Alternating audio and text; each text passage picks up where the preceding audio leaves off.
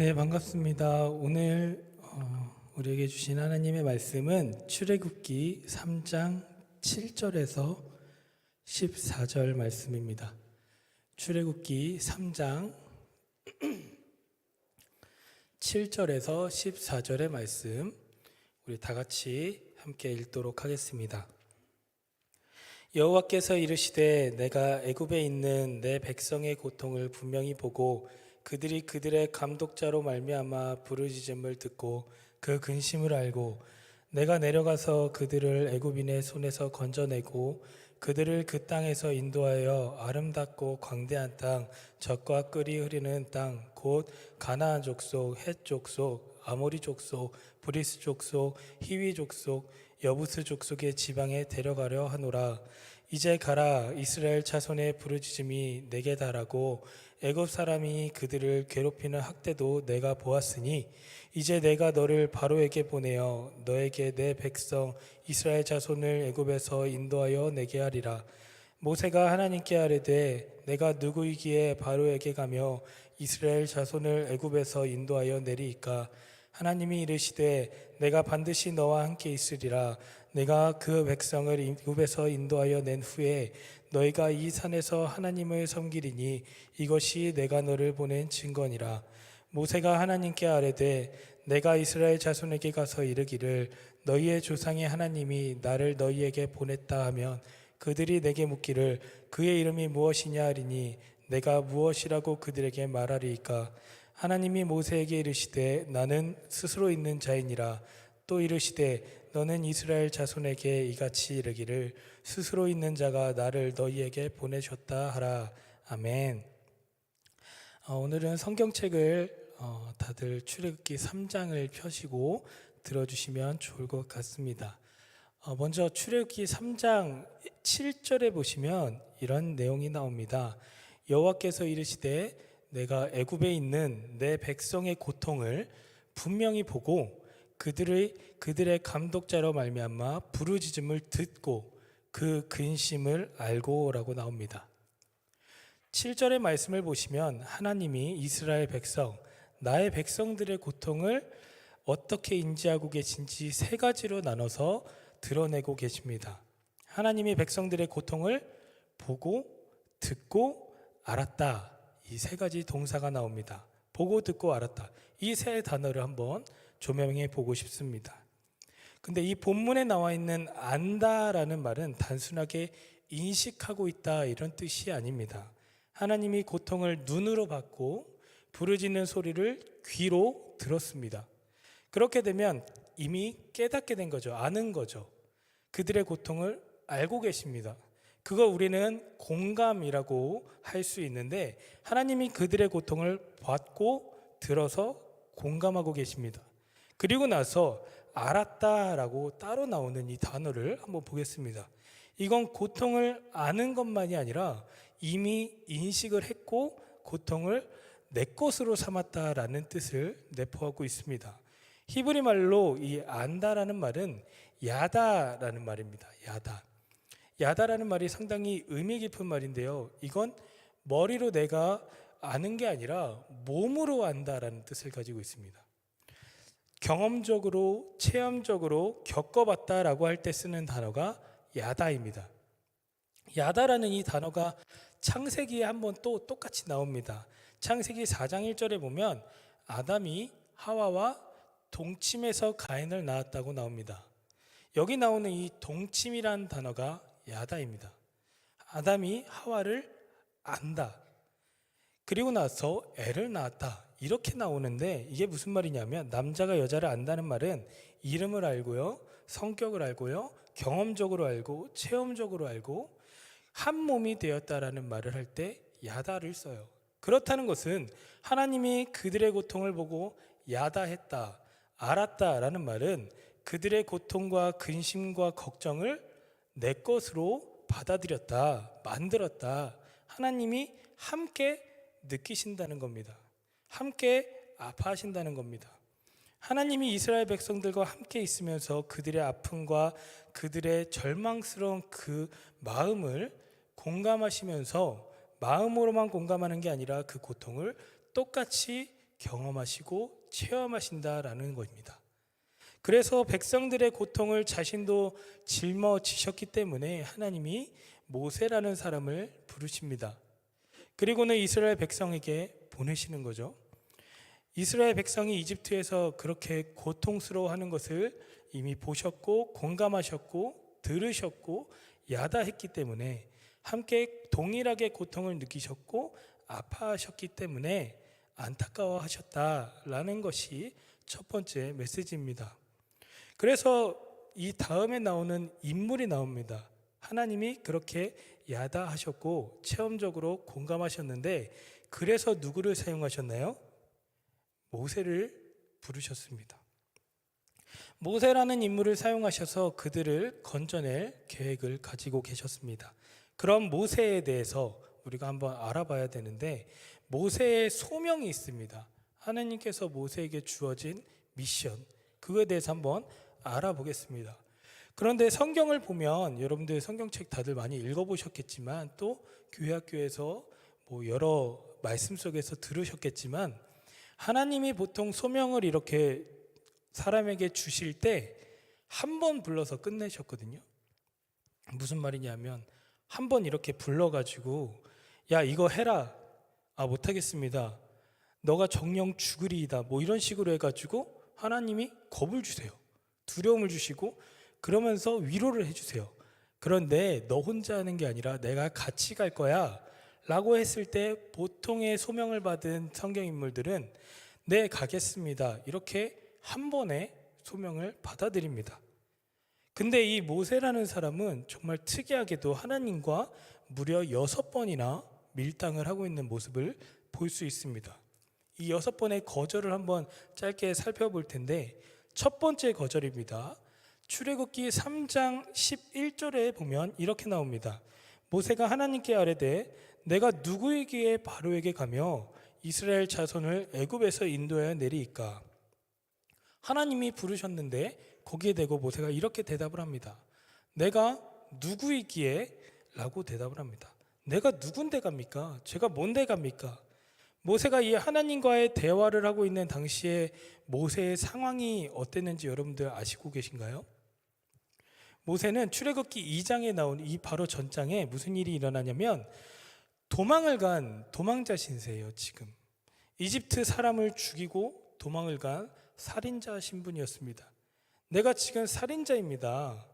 그것도 이집트를 도망쳐 나온 살인자인데 나보고 지금 이집트로 다시 가라고 하니까 그것도 지금은 내가 목동에 지나지 않고 예전에는 왕자였는데 이집트 왕자였는데 그때 부르려면 그때 부르시지.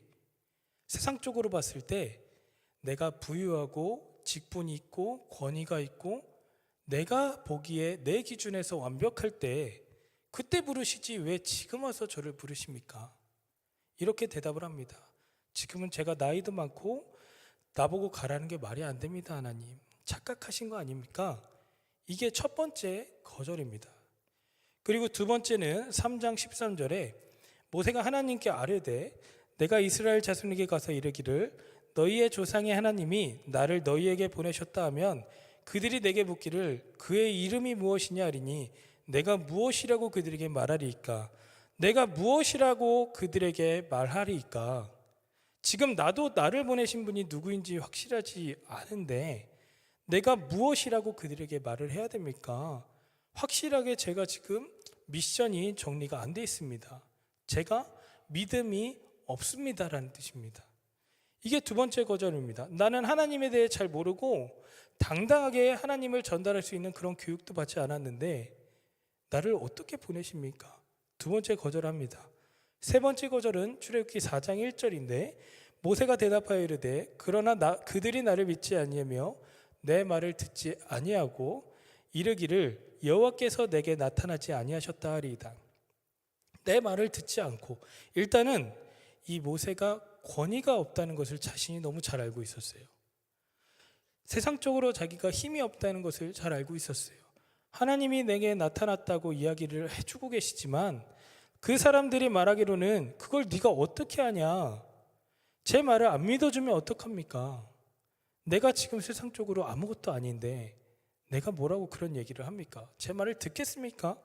이러면 제가 뭘 합니까? 모세가 사실 트라우마가 있었어요. 모세의 트라우마가 뭐였냐면 히브리인들이 이제 이집트 사람들에게 억압을 당하고 있는데 모세가 이집트 그 감독관을 죽이거든요. 그런데 그 다음날 갔더니 그 히브리인들끼리 또 싸우고 있는 거예요. 그래서 그 히브리인들한테 가서 너네 왜 싸우냐 그랬더니 그 히브리인들이 모세한테 어제는 너 이집트 사람들 죽이더니 이제는 우리 죽이려고 그러냐 라면서 배척합니다. 그러니까 모세는 이집트 사람한테도 배척당했고 히브리 사람들에게도 배척당한, 사람에게 거절당한 트라우마가 있었어요. 근데 그런 사람들에게 내가 가서 내가 말을 해야 되는데 그 당시에는 왕자라는 그 권위라도 있었지만 지금은 내가 도망자의 살인자 신분인데 누가 내 말을 듣겠습니까? 이런 말입니다. 자신감이 없는 겁니다. 저는 안 됩니다. 못합니다. 네 번째 거절입니다. 네 번째 거절은 출애굽기 4장 10절에 나오는데 모세가 여호와께 아뢰되 오 주여 나는 본래 말을 잘하지 못하는 자니이다. 말에 능하지 못하다. 이거는 지금 내가 말하는 입장에서 권위도 없는데 저는 사실 말도 잘 못합니다. 능력도 없습니다. 이런 말입니다. 그리고 다섯 번째는 4장 13절에 모세가 이르되 오 주여 보낼 만한 자를 보내소서. 나는 아닙니다 주님. 보낼 만한 사람을 좀 보내십시오. 그리고 마지막 여섯 번째 6장 12절에 나오는데 모세가 여호와 앞에 아뢰어 이르되 이스라엘 자손도 내 말을 듣지 아니하였거든 바로가 어찌 들으리이까. 나는 입이 둔한 자니이다. 바로 왕은 내 말을 듣지 않을 겁니다. 이집트 사람들, 이스라엘 사람들도 내 말을 듣지 않는데 어떻게 왕이 내 말을 듣겠습니까? 시도조차 못할 겁니다. 이렇게 해서 총 6번의 거절을 모세가 합니다. 근데 저는 이 대화를 보면서 세 가지를 느꼈는데요. 첫 번째는 뭘 느꼈냐면 이 거절하는 모세도 너무 대단해 보였어요. 저는 거절하는 모세도 대단한데 그치만 조금 더 생각해 보면 하나님이 정말 너무 대단해 보였습니다. 저 같으면 한 세 번째 물어보고 안 한다 그러면 그냥 버릴 것 같거든요. 우리 보통 다 그러잖아요. 같이 일하려고 할 때 6번을 찔러보신 분 있으십니까? 근데 3번씩이나 6번씩이나 끝까지 모세를 사용하시려고 포기하지 않으시려고 하는 하나님의 모습이 너무 멋지다고 생각을 했습니다. 그리고 두 번째는 모세가 나는 자격 없는 사람입니다 라고 자꾸 이야기를 하지 않습니까? 능력이 없습니다. 내 말을 듣겠습니까? 근데 이 말들이 그냥 단순한 거절이 아니었어요. 모세가 정말 고심 끝에 생각하고, 왜냐하면 모세가 왕자 훈련을 받았잖아요. 그 왕자 수업 중에 가장 중요한 게 스피치 수업입니다. 근데 그 중에서 생각하고 대답하는 것이 가장 기본이 되는 그 스피치 수업을 들었는데 하나님과 대화를 하는데 감히 내가 신과 대화를 하는데 별 생각도 없이 그렇게 거절을 했겠습니까? 굉장히 고심 끝에 하나씩 차근차근 6번을 거절한 겁니다. 하나님, 제가 아무리 생각해봐도 이건 못합니다. 하나님의 일은 자격과 능력을 갖춘 사람이 하는 게 아닌 것 같아요. 세상은 넌 이것도 해 저것도 해 이건 기본이야 라면서 기준이 되는 일들이 너무나도 많지만, 해야 되는 일이 너무나도 많지만, 커트라인이 너무나도 높지만 하나님이 보실 때 우리 인생은 자기 능력만 가지고 사는 게 아니라 하나님의 부르심, 하나님의 소명, 하나님이 나를 그렇게 부르셨고 나에게 맡기셨다, 그거면 된다는 것을 보여주는 대화인 것 같습니다. 낮은 자를 들어서시는 분이 하나님이시기 때문에 그렇습니다.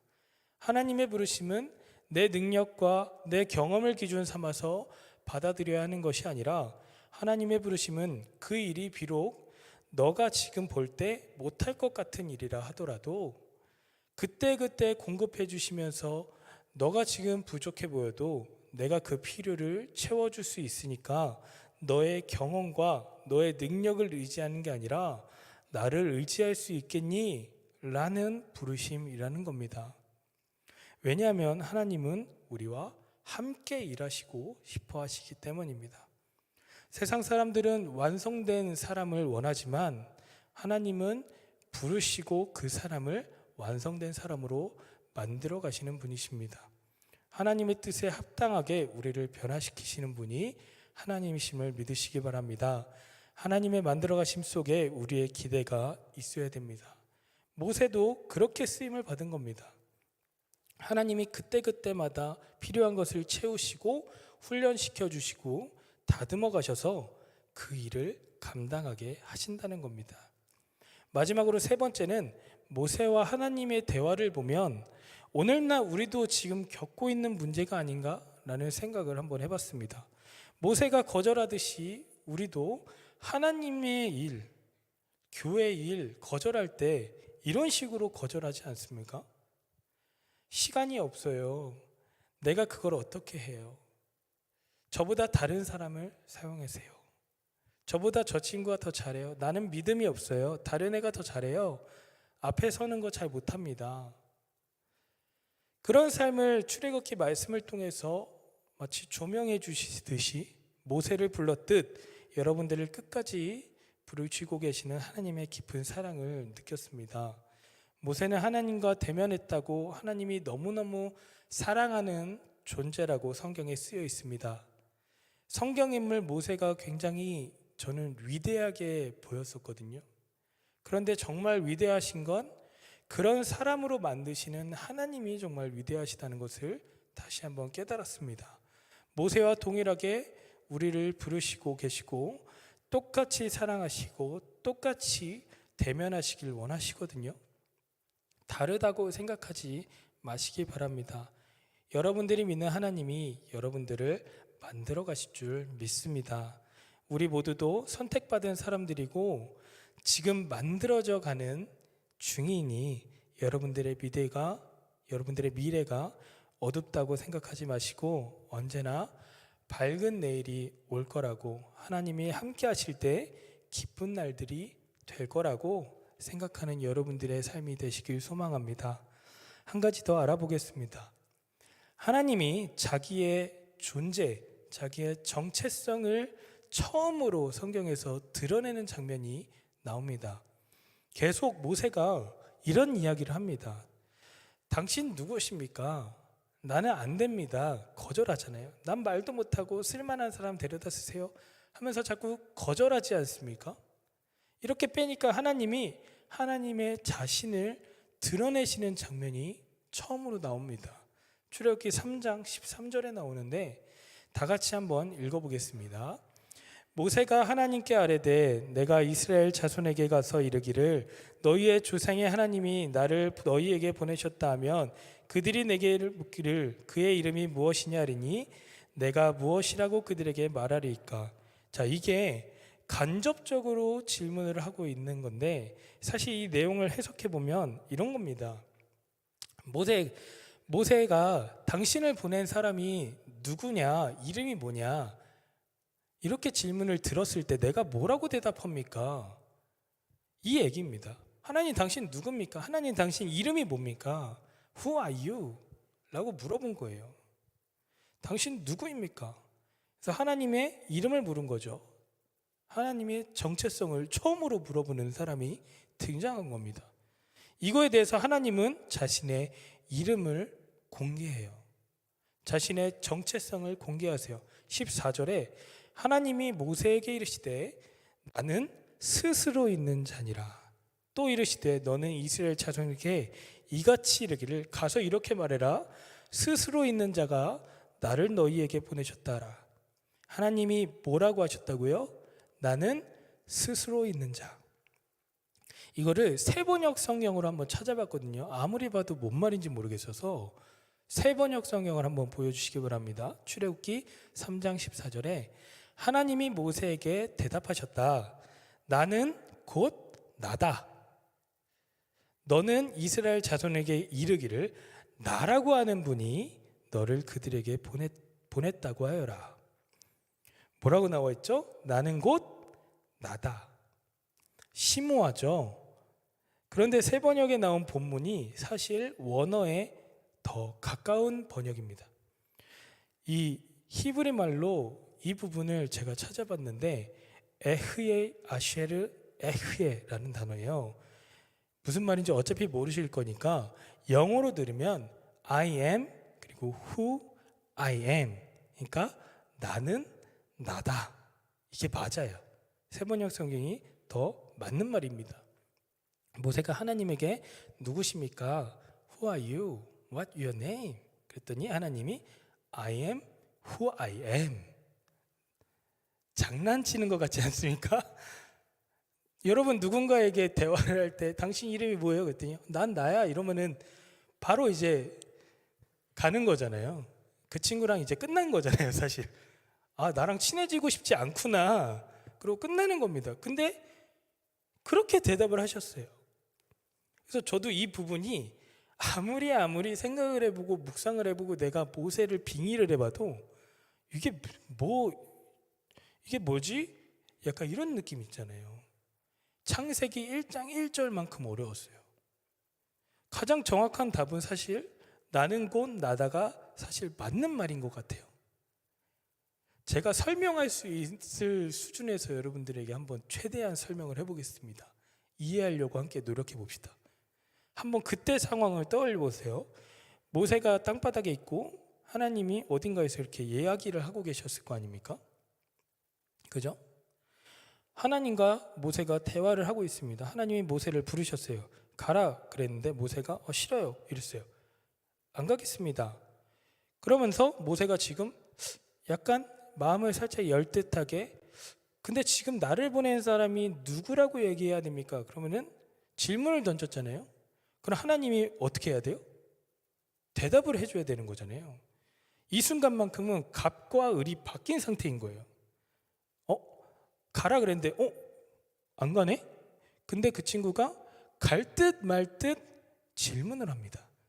제가 근데 가서 당신이 누구라고 해야 됩니까? 그때 하나님은 지금 자신을 설명해 줘야 되는 상황을 맞닥뜨린 거예요.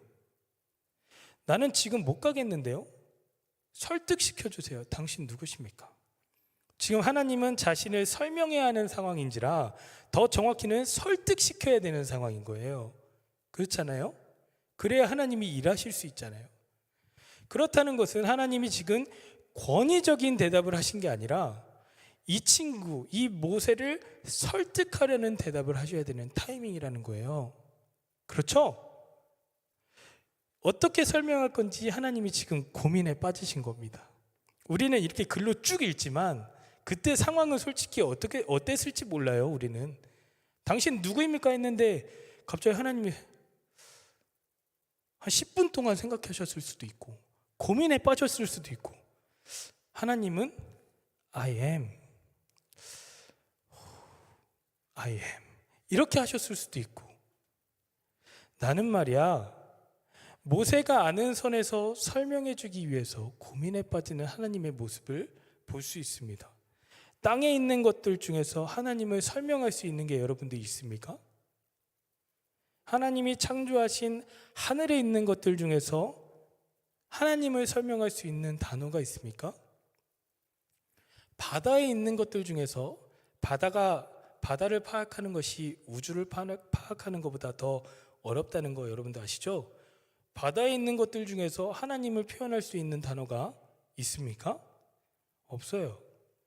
하나님이 지으신 하늘과 땅과 바다 모든 피조물들 가운데 즉 모세가 알고 있는 그 피조물들 가운데 하나님을 설명할 수 있고 하나님을 견줄 수 있는 답이 없다는 거예요.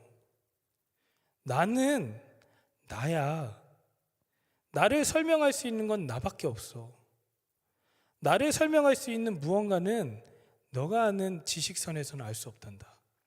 하나님은 피조물에 의해서 파악되지 않는 분이시라는 것을 보여주고 있는 겁니다. 하나님은 어떻게 해서든지 자신을 지금 설명하고 싶은데 어딜 봐도 어떻게 해도 나를 소개하고 싶은, 설명하고 싶은, 설명할 수 있는 피조물은 없다는 거예요. 이 상황이 지금 딱 그런 상황인 겁니다. 하나님이 어떻게 해서든지 설명을 해줘야 되는데 설명할 수 없는 상황. 나를 설명할 수 있는 건 나밖에 없다. 이것으로 우리가 알 수 있는 것은 하나님은 인간에 의해서 이해될 수 없는 분이라는 겁니다. 다시요. 하나님은 인간에 의해서 100% 드러낼 수 없는 분이라는 겁니다. 우리가 파악할 수 없는 분이라는 겁니다. 우리가 하나님을 안다고 하면서 사실은 하나님을 모르거든요. 우리 마치 하나님을 아는 듯이 행동할 때가 있지 않습니까? 하나님은 우리가 성경에 나와 있는 하나님, 내가 경험한 하나님, 내가 다른 어떤 설교자들에 의해서 들었던 하나님, 이런 하나님으로 제한되어 있는 거고, 진짜 100%의 하나님은, 하나님의 존재는 인간은 어떻게 해서든 절대로 알 수 없는 분이라는 거예요. 그래서 우리가 하나님, 어떻게 나한테 이러실 수가 있습니까? 하나님, 어떻게 나한테 이런 삶이 주어질 수가 있습니까? 이런 고백, 안타까운 말들 하거든요. 어떻게 나한테 그럴 수 있어요? 왜 나한테만 이런 일이 일어나요? 하나님이 어떻게 나한테, 지금은 웃으면서 이야기할 수 있는 일들이지만 어떨 때는, 과거에는 울면서 어떻게 나한테 그러실 수 있어요, 하나님? 내가 그 일만큼은 확실히 하나님의 뜻을 받들어 내가 진행하고 있는데 어떻게 한두 번도 아니고 자꾸 나한테 이런 일이 일어납니까? 이런 불평, 불만, 마음 가질 수 있거든요. 그러나 가만히 생각을 해보면 그러실 수 있기 때문에 하나님이시라는 겁니다. 내가 이해하는 것대로만 움직이시는 분이 하나님이시라면 내가 하나님인 거예요. 내가 하나님을 알고 있다고 착각하는 겁니다. 우리는 하나님에 대해서 날마다 매일매일 겸손하게 배워야 돼요.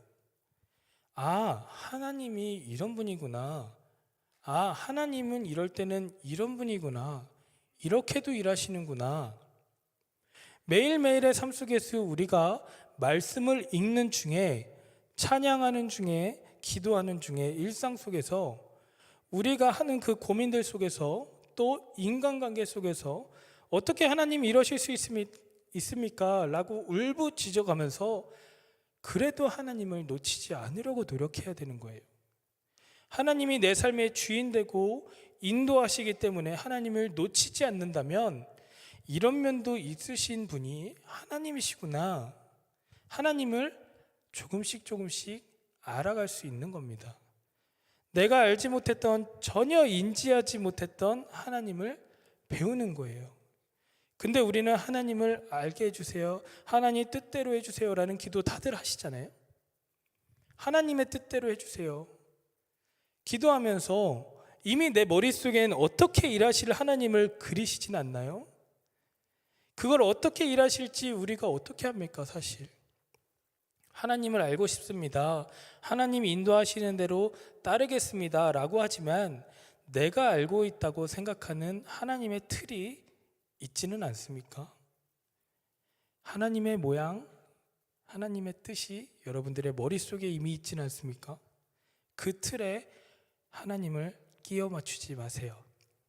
그건 내 생각에 하나님을 가두는 행동입니다. 앞이 보이지 않는 사람이 코끼리를 만지는 것을 한번 상상해 보세요. 코끼리를 만질 때, 앞이 보이지 않는 사람이 코끼리를 만질 때 꼬리만 만지면 코끼리는 원래 이렇게 얇고 길게 생겼구나 라고 생각하겠죠. 코만 만지면 아, 코끼리는 연체동물이구나. 뿔을 만지면 아, 딱딱하고 뾰족하게 생겼구나. 다리를 만지면 아니야, 이렇게 두꺼운 기둥처럼 생겼어. 그러고서는 다 자기가 만난 코끼리를 이야기를 한다면 자기가 생각하는 그 코끼리만 이야기합니다. 그리고 싸우고 오해하고. 그런데 사실 그게 다 코끼리거든요. 우리가 만진 것은, 우리가 체험한 것은 다 하나님이 맞아요. 우리도 마찬가지로 내가 만난 하나님이 그게 우리의 하나님인데 그게 다는 아니라는 거예요. 여러분들이 알고 있는 그 하나님이 다가 아니라는 거예요. 하나님을 알아가는 일에 있어서 감사함을 가지는 것이 정말 기쁨인 겁니다. 설령 그분을 알아가는 과정 속에 고통이 있고 외로움이 있고 답답함이 있고 짜증도 있고 포기하고 싶을지라도 알아가고 그 다음에 내가 만지지 못한 코끼리를, 즉 다른 신앙인들의 말을 경청할 줄 아는 자세도 가져야 됩니다. 하나님에 대한 다양한 알무를 서로 나누어야 된다는 거예요. 그게 가지 모임이거든요. 신앙생활의 꽃은 나눔입니다, 여러분. 내가 만난 하나님을 다른 사람에게 이야기해 주는 거예요. 그게 하나님을 알아가는 가장 좋은 방법입니다. 하나님에 대한 공부는 함께 나누면서 내가 아직 만나지 못한 하나님을 저 사람이 만났기 때문에 듣는 거예요. 그러니까 겸손하게 하나님에 대한 내용을 들어야 되는 게 맞고요. 너 하나님 만난 거 아니야, 이런 판단해서도 안 됩니다. 내가 만난 하나님이 더 나를 사랑하신다, 나를 더 들어쓰신다, 이런 우월감에 빠질 필요도 없어요. 그건 그냥 코끼리의 한 부분일 뿐이에요.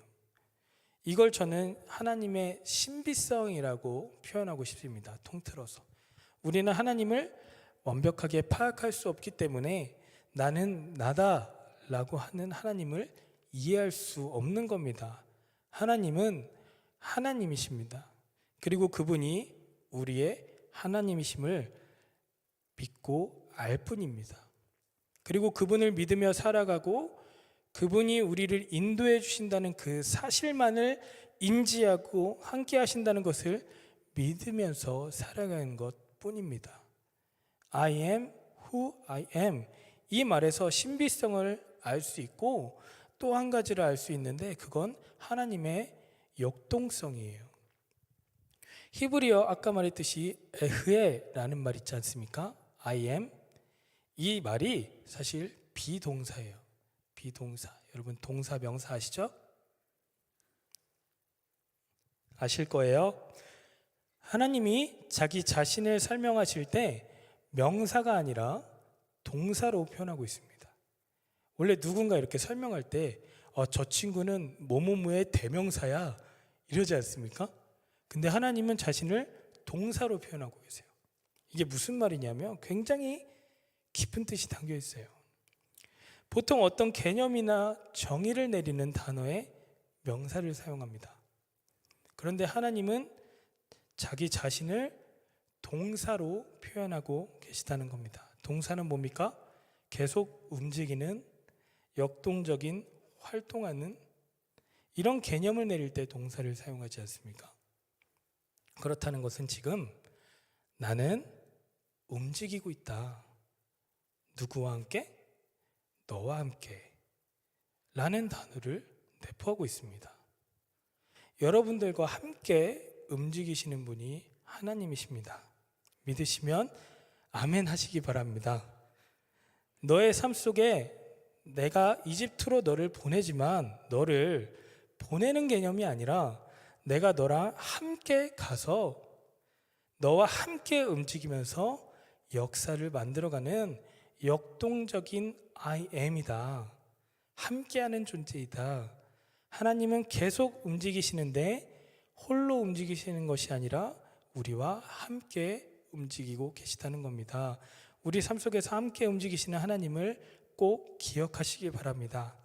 하나님과 함께 만들어가는 내 삶, 하나님의 약속이 있는 내 삶, 그것에서 하나님에 대한 믿음을 끝까지 지키고 하나님과 동행하는 삶을 내가 너와 함께 하겠다 라는 것을 듣고 믿고 모세가 일을 시작한 겁니다. 출애굽기 3장 12절을 한번 보겠습니다. 하나님이 이르시되 내가 반드시 너와 함께 있으리라. 내가 그 백성을 애굽에서 인도하여 낸 후에 너희가 이 산에서 하나님을 섬기리니 이것이 내가 너를 보낸 증거니라. 여러분, 우리는 하나님을 다 알 수 없습니다. 이해할 수 없습니다. 하나님의 뜻은 우리의 이해력이 닿지 않는 저 먼 곳 어딘가에 있기 때문에 그렇습니다. 하나님이 이래서 그러셨구나 하는 경험들이 쌓여가면서 하나님에 대한 공부가 더 깊어지는 것이고 하나님에 대한 친밀감과 하나님에 대한 이해도가 넓어지는 삶을 살아가야 하는 겁니다. 말씀을 제가 전체적으로 한번 정리해 보겠습니다. 하나님이 이스라엘 백성들, 내 백성들을 야다하기 때문에 건져내리라. 고통을 알고 그들의 애원을 알고 부르짖음을 듣고 내가 그들을 야다했다. 내 것으로 삼고 함께 고통을 느끼셨고 그렇기 때문에 내가 건져내리라.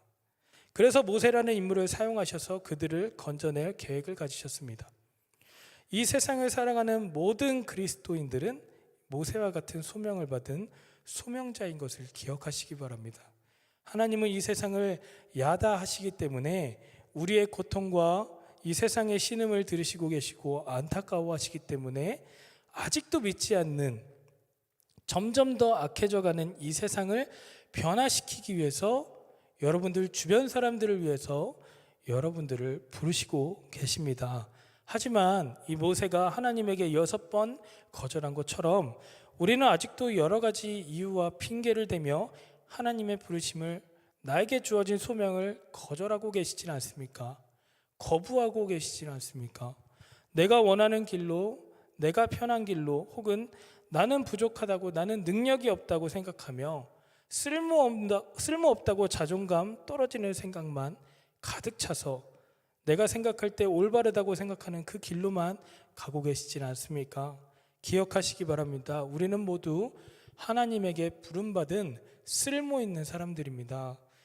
하나님의 부르심은 내 능력과 경험을 기준 삼아서 받아들여야 하는 것이 아니라, 하나님의 부르심은 그 일이 비록 내가 볼 때 못할 것 같은 일이라 하더라도, 어려울 것 같은 일이라 하더라도 그때그때 공급해 주시는, 나를 의지할 수 있겠니라는 믿음의 요구의 질문의 콜링인 겁니다. 두려워하지 마시기 바랍니다. 세상 사람들은 완성된 사람을 부르시지만 하나님은 부르시고 그 사람을 만들어 가시는 분인 것을 기억하시기 바랍니다. 우리는 모두 쓸모 있고 하나님이 너무너무 아끼는, 사랑하는 하나님의 자녀들입니다. 우리를 너무너무 사랑하시는 하나님이 하나님이십니다. 그래서 하나님은 자기 자신을 I am who I am, 나는 나다라고 말하실 수 있는 스스로 존재하시는 분이십니다. 우리가 인지할 수 없는 분이시며 이해할 수 없는 분이신 줄을 믿으시기 바랍니다. 하나님에게 의지하고 하나님의 이끌림을 원하신다면, 하나님의 인생 교통하심을 원하신다면 간절히 그렇게 되길 기도하시며 여러분들의 삶을 긍정적으로 걸어가시길 바랍니다. 눈앞에서 왜 나한테 어떻게 이런 일이 일어날까 하는 일이 다가와도, 왜 나한테 이런 일이 일어날까 불평, 불만, 원망 쏟아낼 것 같은 그 인생의 장애물들이 도사리고 있다 하더라도 기도하셨다면 믿으시기 바랍니다. 하나님은 지금도 우리를 인도하고 계십니다. 내가 이해하는 대로 움직이시는 분이 하나님이 아니십니다. 기도했다면 분명 하나님은 이끄시고 계시고 준비하고 계십니다. 우리를 이끄시고 계십니다. 믿어주세요. 최소한 제가 알고 있는, 제가 믿고 있는 하나님은 그런 분이십니다. 그런 상황이 다가올 때 우리는 하나님에 대해서 아주 조금씩 배워갈 수 있는 겁니다. 내 인생을 평생을 살아도 이해할 수 없는 하나님을 순간순간 조각조각으로 하나님의 모습을 조금씩 모아가는 겁니다. 그리고 내가 배운 내가 알게 된 그 하나님의 그 조각을 다른 신앙인들과 나눠가면서 하나님의 모습을 공유해가는 것이 신앙생활입니다. 그럴 때 역동적인 하나님, 명사가 아니라 동사의 하나님, 활동하시는 하나님, 동행하시는 하나님, 우리와 함께 움직이시는 하나님을 경험하게 될 겁니다. 세상 모든 사람들의 아픔을 함께 겪고 계시는 하나님의 소명을 우리 여기 계신 모든 분들이 받아서 동행하고 계시는, 함께 아파하고 계시는 하나님을 알아가며 함께 하시는 하나님을 경험하게 되는 우리 아이언 청년의 모든 분들의 삶이 되시길, 생각날 때마다 어디에 있든지 어떤 일을 하든지 여러분들을 위해서 기도하겠습니다. 우리 시간 찬양하면서 기도하는 시간 가지도록 하겠습니다.